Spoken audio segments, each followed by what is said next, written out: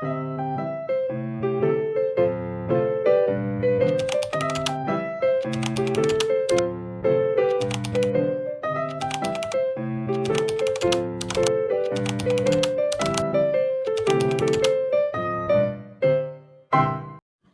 day everyone, my name is Genevieve Ochoa and today I'm going to present my business proposal about Jeans Catering Services.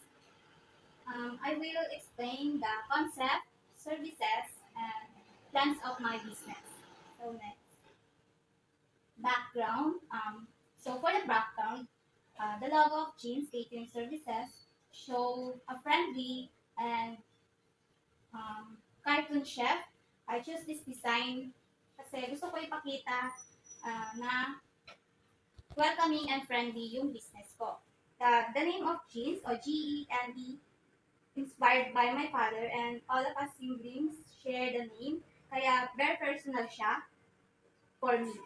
Yung colors naman na brown and orange represent delicious food, comfort, and reliability. Next. For my BMGO o Vision, Mission, Goals, and Objectives, dito sa vision ko, my goal is to become one of the most trusted catering services in the community. And for the mission naman, I want to provide delicious, clean, and affordable food while giving good service. My goals naman is include building a strong customer base and gaining repeat clients. And for all my objectives, to maintain high standards in food preparation and cleanliness, deliver food on time, provide efficient service, to continuously improve menu offerings. Then next, brief history. Jean's Catering Services started the passion for cooking and serving family and friends during special occasion. So, dito, Jean's Catering Services started from a simple fashion cooking. Nagsimula lang to sa pag-serve ng food during family gatherings and special occasion. Dahil nagustuhan ng family and friends, uh, naisip ko na gawin siyang business. At yun nga, tulad ng sinabi ko, yung Jeans o Gene ay nagmula sa pangalan ng father. The next, transitional chart, the owner and manager, event coordinator, head chef, kitchen staff, service crew, and cashier. Roles and responsibilities. Tulad ng sinabi ko kanina, yung owner, siya yung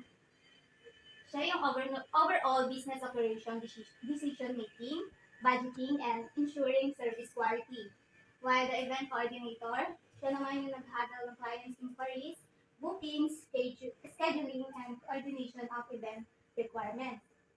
Yung head chef naman, plans the menu, supervises cooking, and ensures food quality and presentation. The kitchen staff naman assists in food preparation, cooking, and maintaining kitchen cleanliness. Service crew responsible for food serving, table setup, and assisting guests during events. And for cashier, handles payment, records, transaction, and manage financial. Ito naman yung mga menu package list. Meron tayong package A, which is basic package, 150 per person. Dito yung steamed rice, one main dish, for example, nilikod chicken or pork, and one vegetable dish, iced tea or juice. Sa package B naman, standard package, 250 per person. Steamed rice, two main dishes, chicken or pork or beef, one vegetable dish, and dessert. Meron tayong veg plant, salads, and marami pang iba, and drinks also. And for package C, premium package, 400 per person. Meron tayo dyang steamed rice, 3 main dish, chicken, pork, and beef, 1 seafood dish, 1 vegetable dish, and dessert and drinks. And pwede silang mag-add-ons. Meron tayong extra dish for only 80 to 150, nag-range siya ng ganon. And additional dessert, for 50 to 100. And event setup and table arrangement. Next, ito yung package. Meron tayong salad, yun nga tinatawag ko yung mango jelly. Ito yung mga best seller namin. Meron tayong mango jelly, cordon bleu, fish fillet, and marami pang iba. Then next, ito naman yung location namin. So dito, malapit kami sa Peace Village, Yakitori Barbecue. So yan, hanapin nyo lang yan sa Google Maps at makikita niyo yung location namin. And for the layout, meron kami, ito, book and reservation. Dito naka-inbound yung process, yung customer books, the date, and discusses details. Meron down payment, pwede kayong mag-pay ng at least half. And meron tayong event planning and preparation. Event coordinator yung naka-assign dyan. And finalizes and organizes the event. And next is yung food preparation and cooking.